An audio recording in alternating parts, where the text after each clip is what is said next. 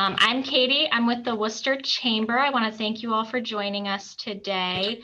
I want to give a big thanks to Barbara Knapic for joining us and speaking with us on managing your workers' compensation claims in the age of rebates, reductions, and COVID-19.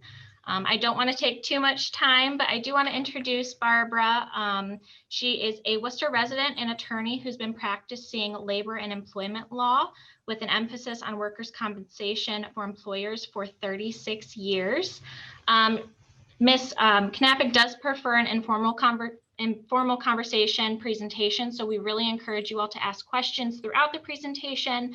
Go ahead and speak up, add your questions to the chat box. We want to try to help answer any questions that you may have. But without further ado, Barbara, go ahead and take it away. Thank you. Thank you very much. Welcome, everyone. I appreciate everybody joining us today with the weather the way it is. I hope you're all joining me from someplace very safe and warm, and that you didn't have to drive out. And if you did, you didn't have to drive very far. As Katie said, I've been involved in workers' compensation for 36 years. And I have been through many of the systems iterations. I started out in the 1980s when anything went, no matter what somebody claimed, the claim was allowed. I was around when claims were, if you had a lumbar strain, you could stay off for 2 years and receive compensation. The system was extremely slow. It did not work. It was pretty much broken. It was what Governor George Voinovich called the silent killer of jobs in Ohio. And then in 1993, the legislature passed a bill that reformed workers' compensation absolutely completely to kind of what it is today. And I remember sitting in my office in Canton thinking, oh my gosh, look at this, things don't get done for 2 years and now they want them done in 90 days. I pity the person who has to implement this legislation. And 6 months later, I was appointed by Governor Voinovich as the first woman chair of the Industrial Commission to, lo and behold, implement that legislation. So we did that, and that's how and when we got to the point where now hearings are held very quickly. You don't have to wait 2 years for a hearing, and you don't have to wait 2 years to have someone's compensation terminated. The orders don't just say yes or no. We implemented a complete order writing policy. We made PTD rules and wage loss rules, and it was a big challenge, and it was a lot of fun. But I only went in for one term, and when it was time to be reappointed, I said no, thank you. I'm going to go back out into the private sector. My background includes not only working for law firms, but I've actually worked for companies in-house, and I think that gives me a different perspective than a lot of lawyers.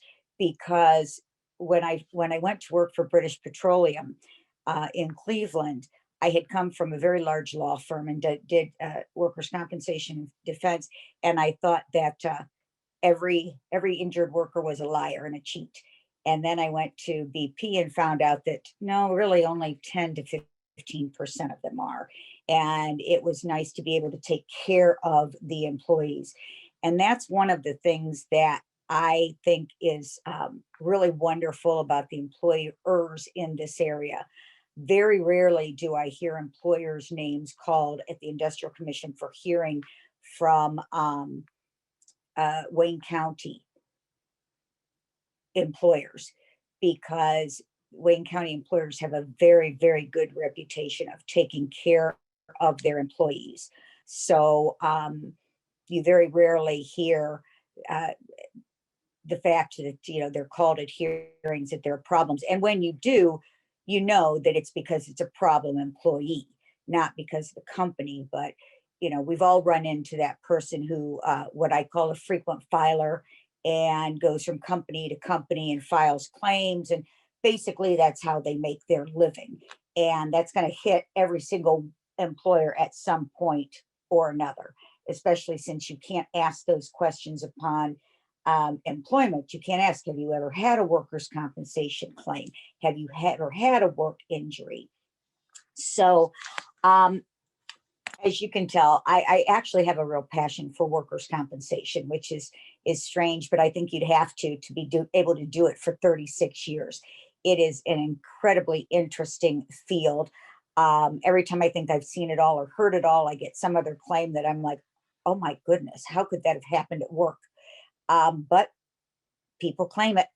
So I've got war stories to go on forever. But we're here to talk about workers' compensation in the age of COVID, in the age of rebates, in the age of reductions in force, and bringing your people back on as well. I want to start out with the Bureau of Workers' Compensation.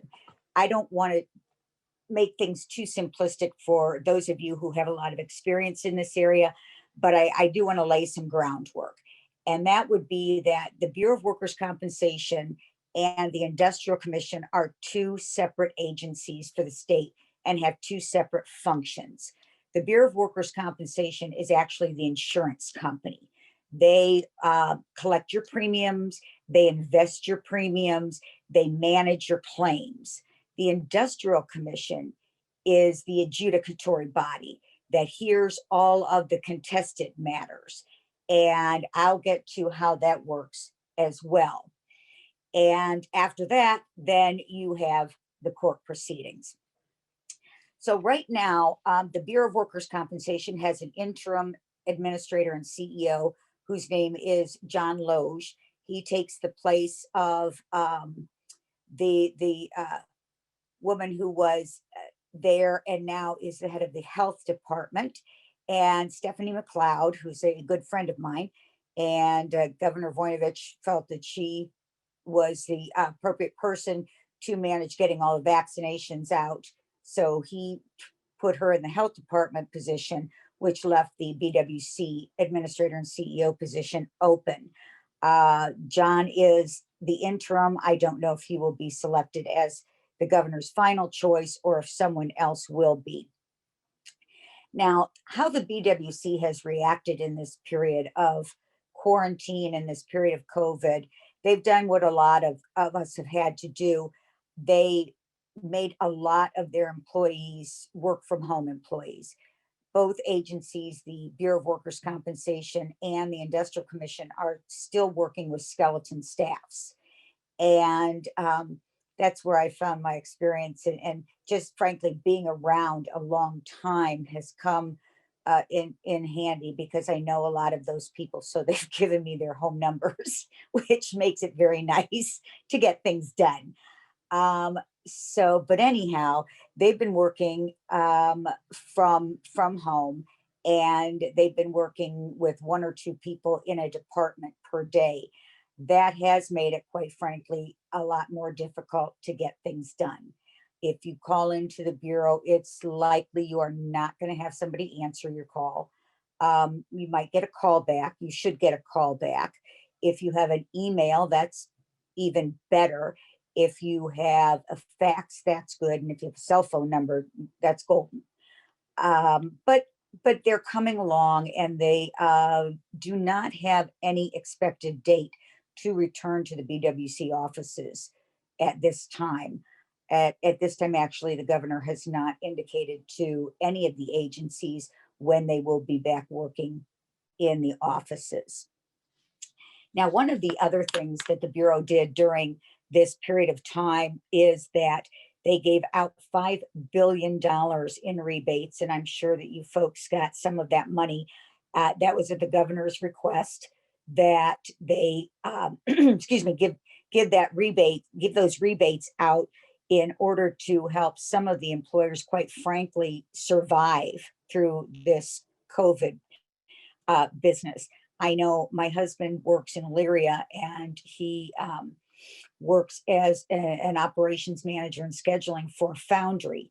And had it not been for the Bureau rebates, they would have had a much more difficult time. They would have had to lay off a lot more people, and they would have probably had to go half time, but it worked out very well, and that money helped them get through. Now, the rebates, the $5 billion rebates, make no doubt about it. That's your money. That's employer money. I hear from claimants counsel, well, we didn't get any money back. Well, you didn't put any money in. So that's why the employers get the money back, because you put the money in, and you may have gotten back more than you put in, but that's because the Bureau invested your money well for you. But it's still, the seed money was yours. As I said, the rebates kept a lot of people in business and made it able for them to make it through this. We've had large rebates in workers' compensation in the past. And one of the things I tell my clients is, please don't become complacent. Please don't think that just because this isn't hurting my bottom line right now, I don't need to pay attention to my workers' compensation claims, because you absolutely do. Because even though it may not be hurting you now and you may be getting money back now, the fact of the matter is, if you have a claim during the first year of that claim, from the date of injury to the first year anniversary, that claim, rebates or no, is not going to impact your experience or your premiums. But it's the next 4 years when it kicks in, and it will have an impact. So I've had employers in the past say, well, this isn't hitting me. It's not costing me anything. I'm going to go ahead and let them, approve all of this, only to call me 2 years later and say, what happened? Why do I have these big premiums now? Well, because you didn't manage your claims in the very beginning. And that first year is when most of the costs occur. And you may not be charged for them in the first year. You will be charged for them in the next 4 years. So keep an eye on your claims, manage them the same way you would whether there was a rebate, whether there was a pandemic or not. Make sure that you investigate them the way that you always did. And I'm a big fan of investigating your claims up front, getting witness statement from the injured worker, getting a witness statement from anyone who was in the area, whether they saw it or not, because then you can say, well, they didn't see anything, and here's the statement from them. And I'm a big proponent of getting those statements, because you don't know where these people are going to be by the time this goes to hearing. They may be working someplace else. They may have moved out of state. They may be off the radar completely. So you want those statements taken as soon as you can. Any pictures are very, very helpful. I love it when I have a client come to me and say, yep, here's the person that was hurt. There's their statement. The people that were working with them, there's their statement. We took a picture of the machine. We weighed the machine part that they said weighed 50 pounds and it only weighs 5 ounces. We did all those things. That helps me immensely when we go to hearing. So continue to keep doing those things. Communicate with your managed care organization, because your managed care organization has to approve certain things by the guidelines that the Bureau sets for them. If it's medically related to the allowed condition or the condition that's being sought, they have to approve it. But you may not want it approved because you may be contesting this claim. So make sure you communicate with your managed care organization. So if they approve something, you can then appeal that or object to that and take it to hearing.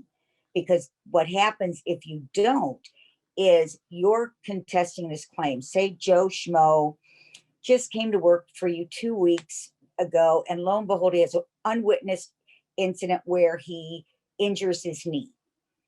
And the managed care organization takes all the information and they approve an MRI because that's related to the knee. Well, you're contesting the claim because it was unwitnessed, because it happened on a Friday, because he never reported it until the next week, all of those red flags. So you contest it, and we go to hearing, and the Joe Schmo's attorney says, well, they must think it's a legitimate injury because they approved the MRI. I like to be able to come back and say, no, the MCO approved the MRI because they have to, pursuant to the Bureau rules, but the employer objected to it because they're objecting to this claim completely. So keep in communication with your MCO. The other thing you want to do is keep in communication with your TPA. Now, the MCO handles the medical aspect of things, and the TPA, the third party administrator, if you have one, handles the claims management part of things. You want to be able to communicate with them to make sure they don't approve things that you don't want approved, or they don't authorize things that you don't want authorized. And the flip of that, they don't deny things that you want to approve, or they don't deny the authorization for things that you want to authorize. And if you have an attorney, keep in contact with them if this is a claim that you ultimately want to contest. I always say to my employers when they bring me a claim, I always ask them first and foremost, what's your relationship with the employee? Is it a good relationship? I mean, has this person worked for you for 20 years? They've never had any injury before. You trust them. They're not taking an excessive amount of time off work for this. Generally, what I say is, we could fight this, but is it worth your relationship with your employee? If it's not, and it's not overly expensive, it's not going to hurt you, I generally recommend just go ahead and allow the claim. But if it's Joe Schmo, who is a frequent filer, and he came to you after getting off comp with another employer, and he had no witnesses, et cetera, then, and you want to contest those types of claims, then I will tell you to do all the investigation, to get all the information. And you will probably want to have an attorney at the hearing.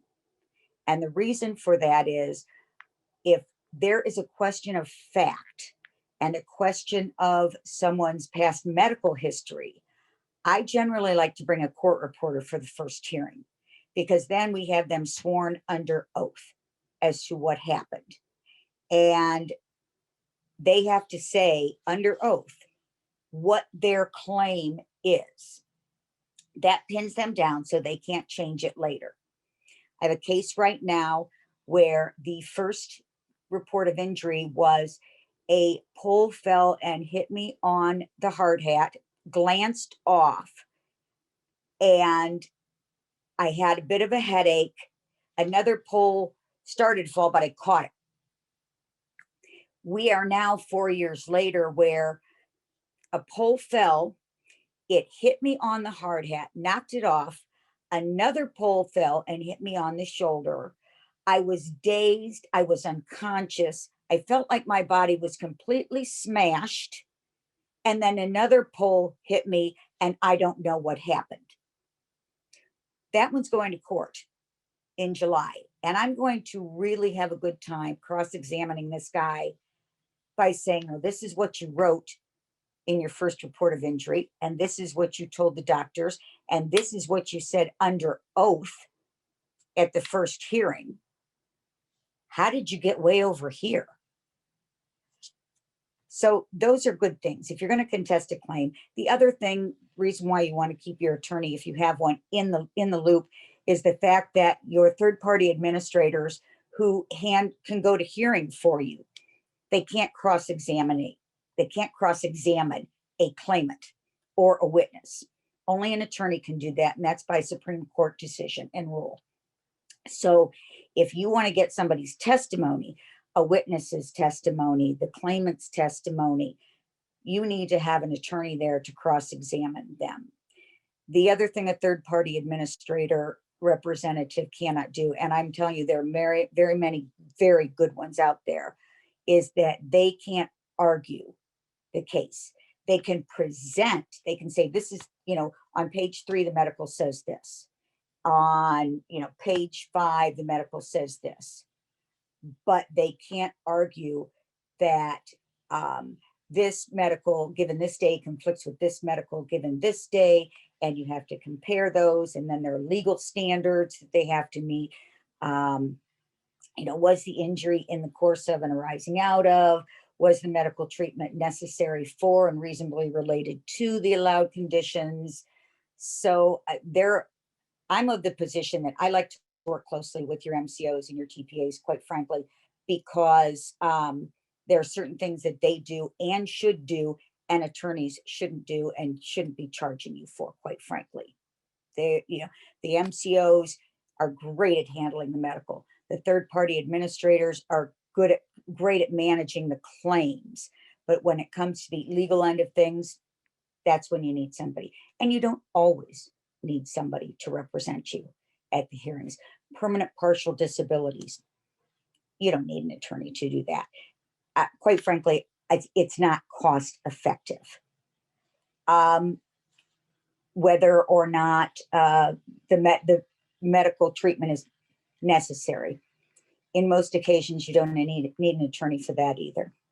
But when it's an allowance, additional allowance, maybe requests for surgery, major things, then you might want to get an attorney involved. But having worked for an employer, having worked for BP, I understand that there are this is the employer's money and it's always your choice. And if I want to look for cost savings, quite frankly, because I've been there and I've done that. And I've gotten legal bills in my former life where I've thought, what the heck is this for? So anyhow, you want to make sure you continue to do those things during this period of time. Now, going to COVID-19. Is COVID-19 a compensable condition in Ohio? Absolutely, yes. The Bureau of Workers' Compensation has approved many COVID-19 claims. They've disapproved some, but they have approved some. Now, COVID-19 would come under a compensable claim under Ohio Revised Code 4123.01F, and that's the occupational disease section of the statute. And for someone to have an occupational disease allowed in a claim, the conditions of the employment have to create a greater hazard or risk to the employee than it would to the general public.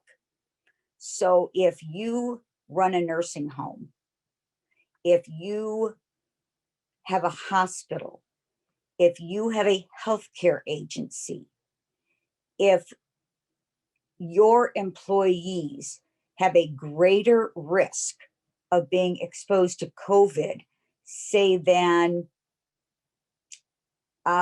someone working on the manufacturing line, then they will likely get their workers' compensation claim for COVID-19 allowed.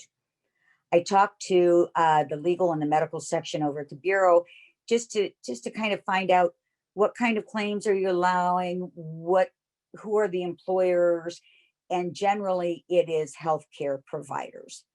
There are some retail that they've allowed, but those are kind of difficult because it's hard to show, even if you work in a supermarket, that you are more likely to be exposed, or there's a greater hazard of being exposed.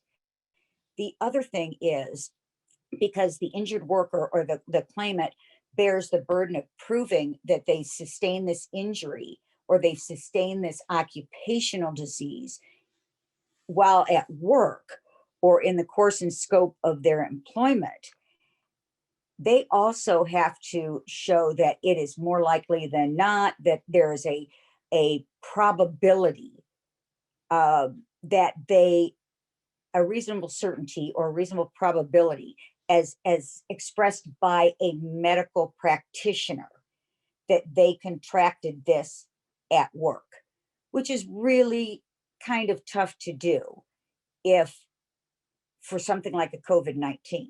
Say you have somebody who works on the line and comes in or calls and says, I have COVID-19, I can't come in, I'm in quarantine, I'm going to go and file a workers' compensation claim for this. My argument would be, well, what else do you do? Where else do you go? Has anybody in your family been exposed to COVID-19? Do you have children who are in school or engaged in sports? Does your spouse work outside of the house? Where do they work? Could they have been exposed? Do you go to the grocery store? Do you get your hair cut? Have you been out to a restaurant and eaten inside? I would ask so many questions. Where else could they have gotten this? Working on a line in a manufacturing setting, there's no greater risk than the general public of getting COVID-19. So I would argue, and you should say, what else could you have been doing? Where else could you have gotten it? And the argument to the hearing officer, if it's a contested claim, is that they could have gotten this from their children who are in school. They could have gotten this from their wife or their husband who is working, say, in a grocery store or in a nursing home. They could have gotten this when they went to their children's sporting events. They could have gotten this when they went to their bowling league. If you can raise all those questions and they're reasonable, then the claimant, the injured worker, hasn't met their burden of proving that this condition arose out of and in the course of their employment, or that they were exposed to any special hazard or greater hazard than the general public would be exposed to. And when I talked to the folks at the Bureau, that's pretty much what they said. They said, if they are looking at people who don't fall into the category of greater of the occupations of greater exposure or greater risk of contracting the condition, then they're looking at what else they could have been doing, where else they could have been going, and where else they could have contracted that condition. And those are the claims that are generally not allowed. So if you've got a workers' compensation claim for COVID-19, what does the claimant get? The claimant gets paid for any medical that they have. So they get paid for the testing, they get paid for any treatment that they receive for the conditions, and they get paid for any lost time after 7 days. Or they have to be, not any lost time after, they have to be off for 7 consecutive days before they get compensated for the time that they have been off. With a COVID-19 employee, I always recommend that you have at least 1, and I recommend 2 negative tests before they come back. It's just the safest thing for the rest of your employees. And of course, you should pay for those. And you can pay for those under workers' compensation. A couple questions that have come to me with my employers are, well, what if my employee contracts COVID-19 when they're traveling? I have a salesperson, and they travel and they're on the road for 2 weeks at a time. They come back to Ohio with COVID-19. Now, the question is that a compensable claim? Or is that, you could have been doing anything, getting it anywhere? Well, it depends. If the travel was absolutely necessary for their line of work, and they can prove that they didn't have it before they left and they had it when they came back, that's a compensable claim. Because being on the road put them at a greater risk of contracting COVID-19.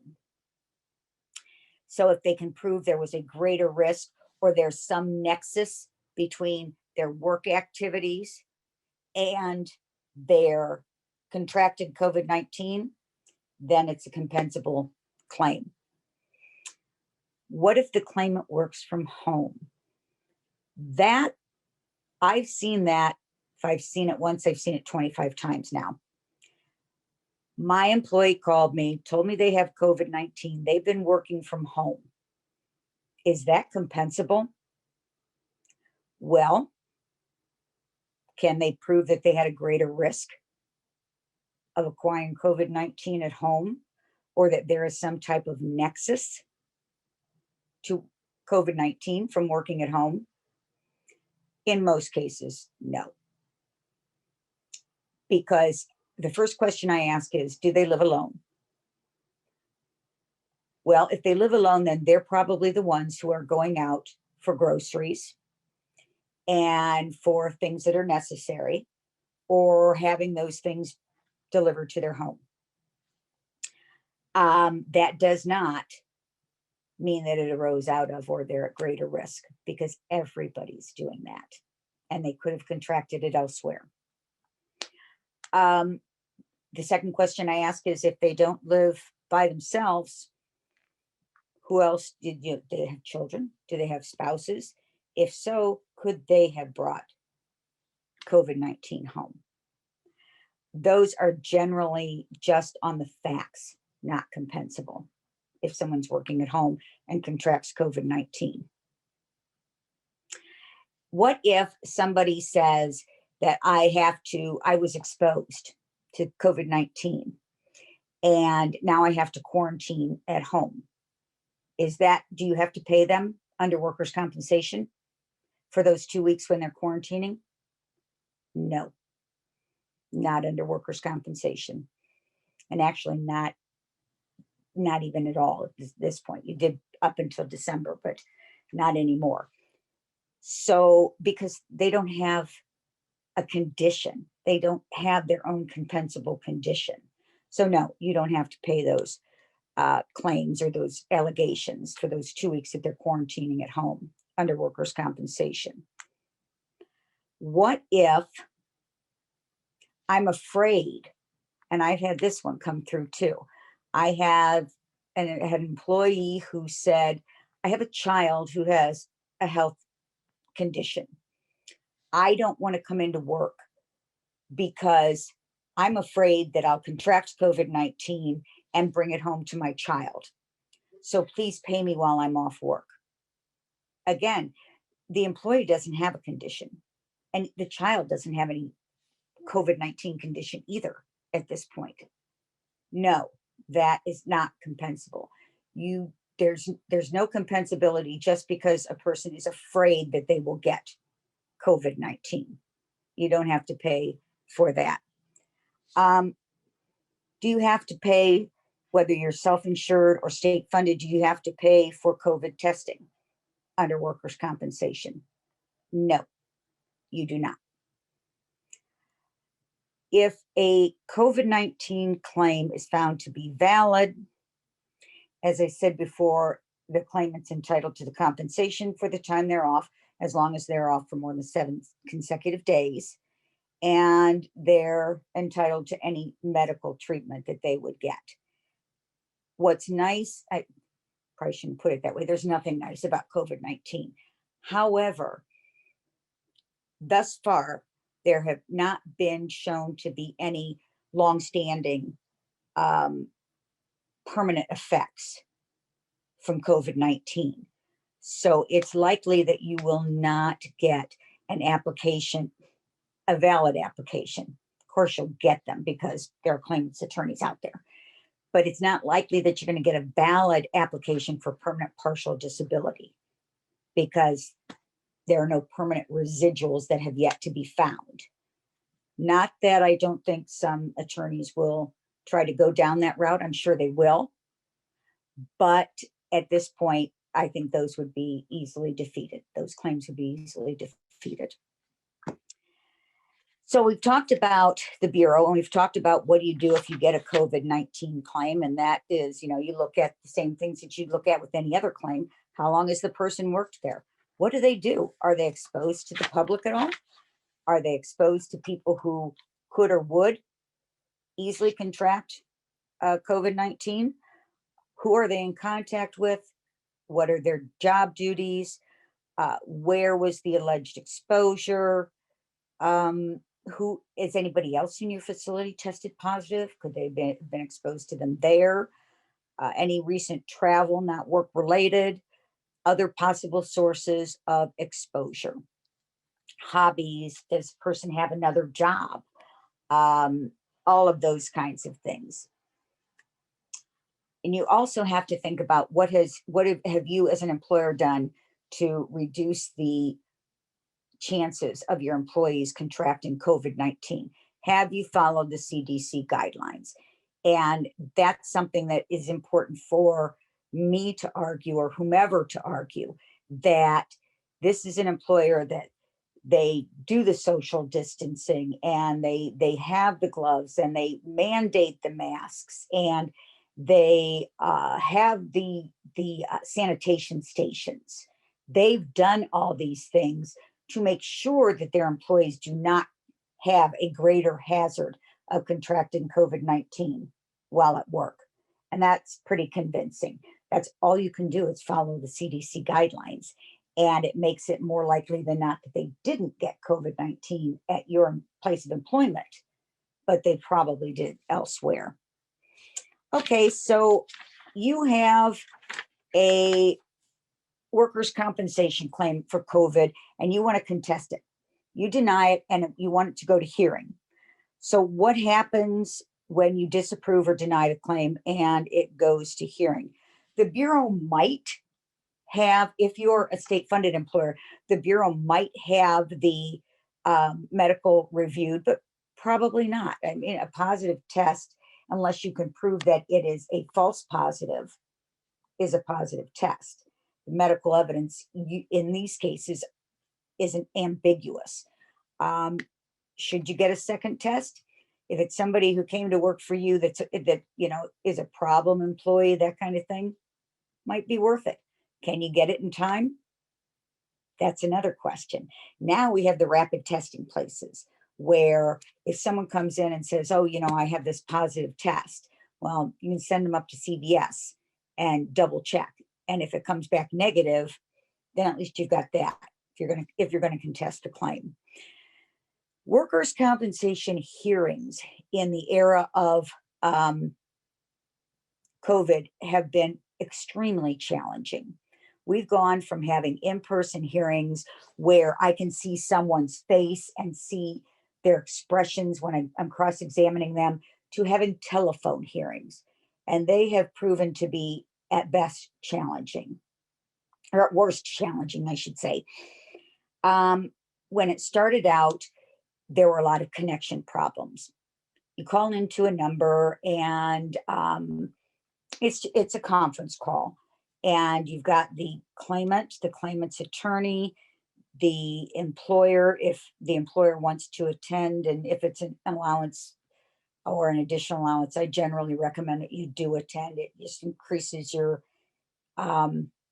credibility to the hearing officers, quite frankly. That shows that you're really interested and you care about your claim. And then you've got your third-party administrator representative or your attorney and the hearing officer. And if you have a court reporter, then you have one other person on these calls. It's a lot. It's a lot to do, and it's very cumbersome. Now, it's been almost a year and we've gotten kind of used to this, but it's not the best situation. And it's also not the best situation because if I'm going to cross-examine somebody and I think they're, quite frankly, a liar, I want to be able to see their face. I want to be able to see their body language. More importantly, I want the hearing officer to be able to see their face and to see their body language. I had a recent case where someone was claiming an additional allowance for a psychiatric condition. And I begged, if we can't have it in person, please, can we have it by Zoom? Well, apparently the Industrial Commission does not have the capabilities of having anything like a Zoom call or a Zoom hearing, or that they don't want to do that. And this guy is so not credible that his attorney didn't even have him show up for the telephone hearings. So it makes it difficult.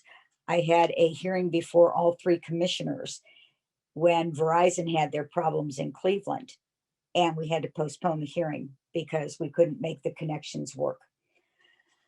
So you get through the DHO hearing, and then you are not satisfied with the results. They approve the claim. Then you can appeal to the staff hearing, and that's an automatic hearing. And you go through the same thing again. I like having that transcript of the hearing if it is an allowance or additional allowance, or there's a question of credibility and there's a fact question there, because that means the staff hearing officer, I submit the transcript as required to the file, and the staff hearing officer has the opportunity to read what happened. before their hearing. The Industrial Commission does not record their hearings by any means, either by audio recording or by a court reporter. So sometimes, especially if I know it's one that's going to go to court, it's really a good idea to have a court reporter present. And again, as I said, the staff hearing officer has the advantage of already reading what happened at the first level hearing. I generally don't, unless the claimant doesn't appear, I generally don't bring a court reporter for the second hearing because it's not cost effective, frankly, unless they plan to bring a new witness or something. If you are not satisfied with your results at the staff hearing, then you have a discretionary hearing to the third level, and that's the 3 commissioners. There is a commissioner who is an employer commissioner, that's Jody Taylor. Her second term ends June 30th of this year. So as of July 1st, there will be a new employer commissioner. Then there is an employee commissioner, that's Chairman Jim Hughes, and he was appointed just 2 years ago by Governor Voinovich, or excuse me, by Governor DeWine. And there is a public member of the commission, and oh my gosh, her name just slipped my mind. I'm so sorry, but she will be she is not an attorney. Only one it's only required that one commissioner be an attorney, but she will be, her term is up in 2 years. So, and those are appointed positions. Very, very rarely do Dr. Karen Gilmore is the public member. Very rarely do you get a hearing before the full commission. They don't bring in very many, and it has to fit certain criteria. And so if you don't get a hearing with the commission, if that's denied, then you have 60 days to file into the common pleas court. And here's where COVID comes in again. I haven't tried a case in this year because the courts have been closed. The courts are very slowly opening up. I recently had a case scheduled in Cleveland for February the 10th, and it was only going forward because it was a trial to the judge. It did not involve a jury. So you wouldn't have to bring in those 8 people and expose them or whatever. And that didn't go forward because we settled the case. So, and quite frankly, in Cleveland, I'm a little wary of going to the courthouse. It's big. There are a lot of people there, and they have little tiny slow elevators. So even if you're double masked, it makes you a little bit nervous.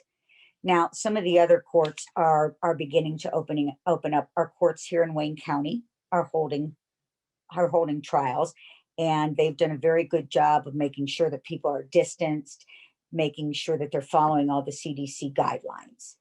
But as I said, the courts are very slowly opening up again. And it's hard to tell when they will be fully open again, probably not until the fall, by the time most adults are vaccinated. So here, I've looked at these COVID cases and I've handled these COVID cases, and a couple questions come up. And, should you get your own medical evidence? I mentioned having that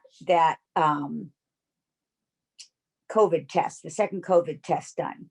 If you think it's a chance of a positive negative, or if you think it's a chance of a false positive, and this is an employee that you've had trouble with, and they just want to take time off and get paid for it, I might consider doing that test. That, it would set your mind at ease if it comes back positive, that it was legit. And if it doesn't, then you've got a basis to contest the claim. Then you have to look at the cost effectiveness of contesting any claim. Generally speaking, these people are out for 2 weeks, and that's it. Maybe more if the symptoms continue. But generally speaking, they're out for about 2 weeks. You've got to weigh the cost of contesting the claim, possibly getting medical evidence, going to hearing, hiring somebody or getting your TPA to take that hearing, being available for the hearing. Is it cost effective for you to do that for 2 weeks of lost time? That's where you go and you talk to your TPA and you say, in the long run, is this going to have a negative impact on me, on my premiums? The other thing you want to look at is this a one-off experience, or are you going to have a lot of Me Too's? Me Too's come along with claims like carpal tunnel. You get one person that has carpal tunnel claim, I guarantee you're going to have 2 or more, because that's a Me Too kind of claim. If you get a lot, first thing you ought to do is look at your facility and see if you need to do something there for safety purposes, some kind of sanitation, some type of a different way things are set, configuration. Excuse me.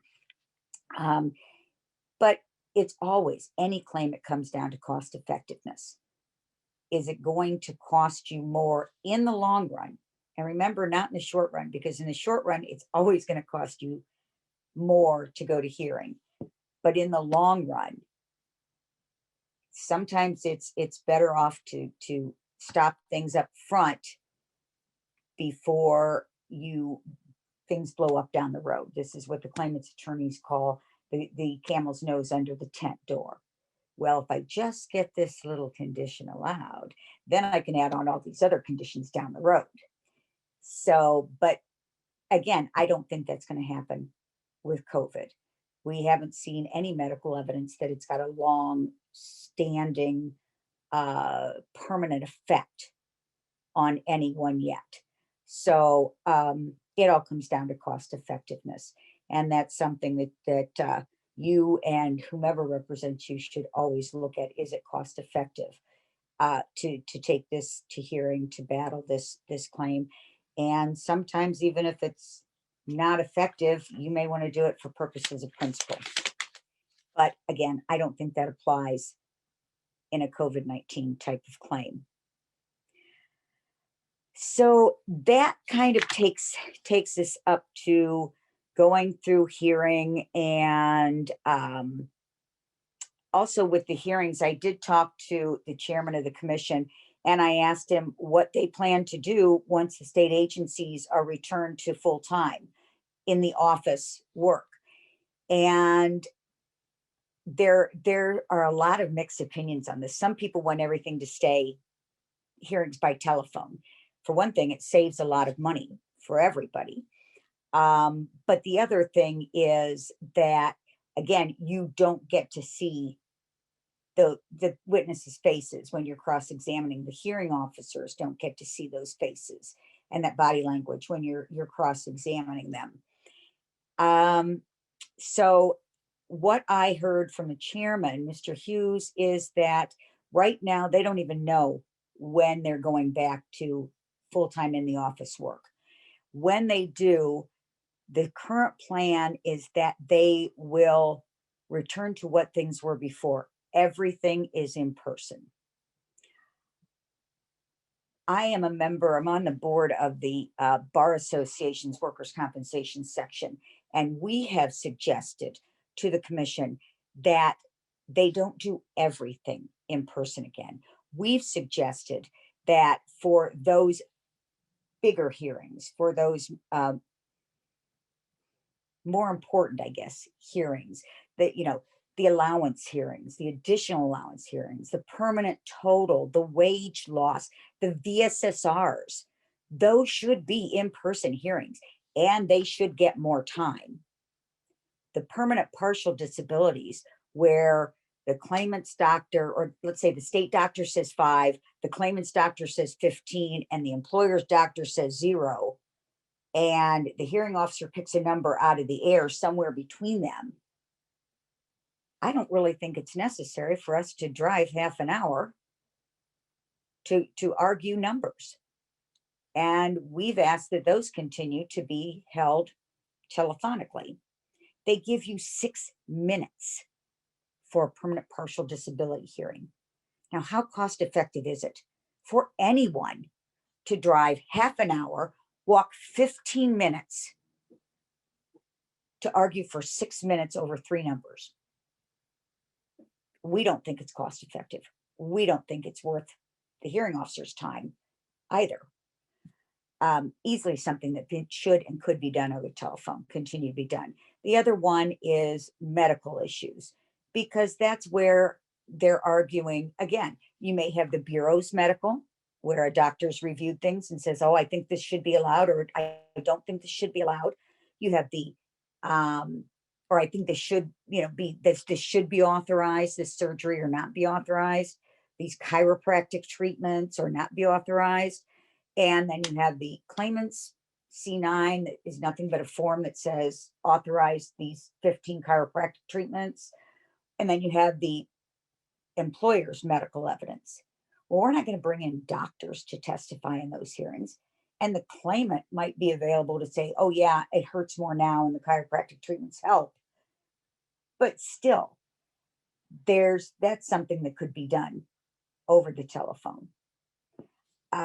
We'll see what the commission does. They may listen to us and decide to do some of those hearings by telephone.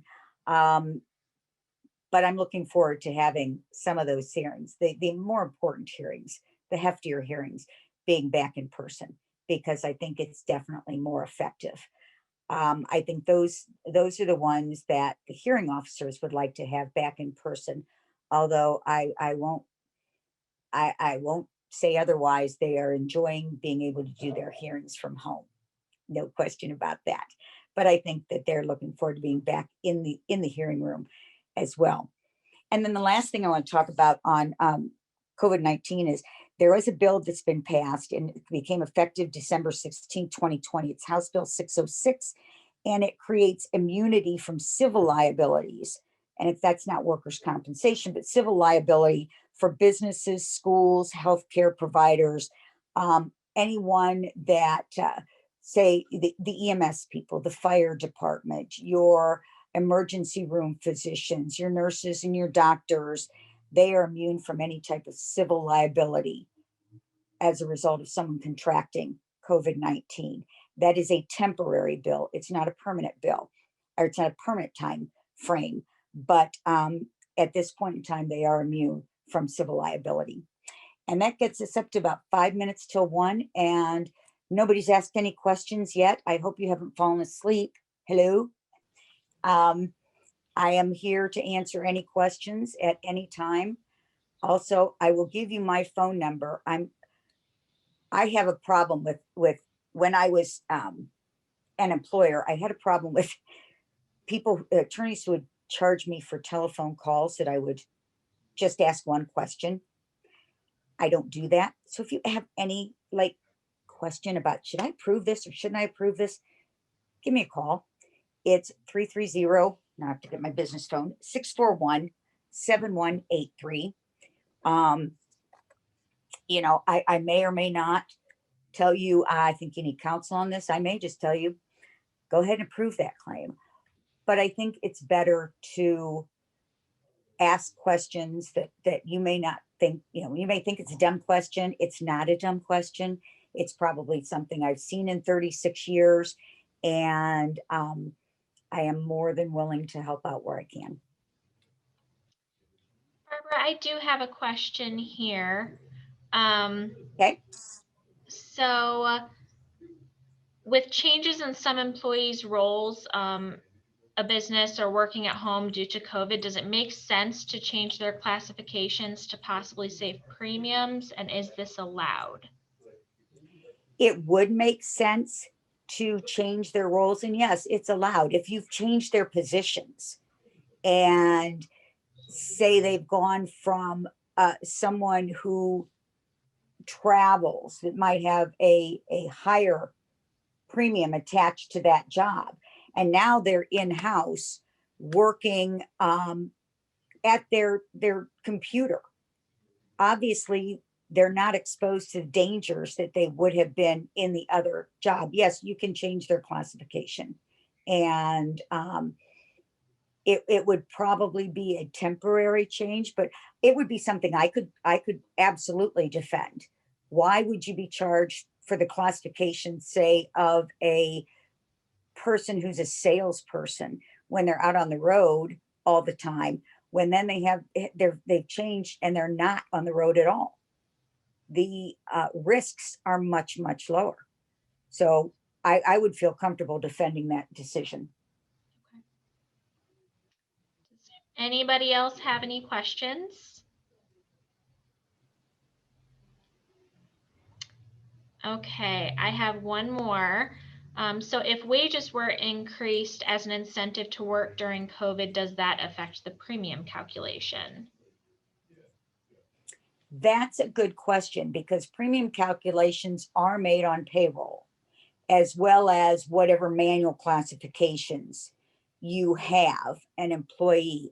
And that is a good question. I don't know what they'll do, because it really hasn't been a factor that I can see right now, as far as it is calculated for the Bureau. Has anybody seen any increases in premiums based upon reports that they've done this year? See, I haven't heard of that either. So Okay. I can honestly tell you, I don't know what the Bureau is going to do with that. Knowing the Bureau, they'll probably calculate the way they always do, because it would be very difficult for them um, to try and piece and parcel each one out. Okay. But that's just my speculation. I did get a question here. Can you speak to independent contractor issues, and do you see litigation in this area? That is a good question too. You guys are good.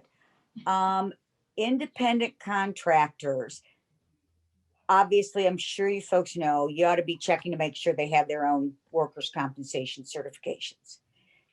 Everybody should, if they're an independent contractor, I have it, workers' compensation coverage for my little operation here. And because when I go back out on the road, or when someone who works for me is on the road, I want to make sure that if something happens, they're covered. I'm covered. But yes, you should make sure that all of your independent contractors have their own workers' compensation coverage.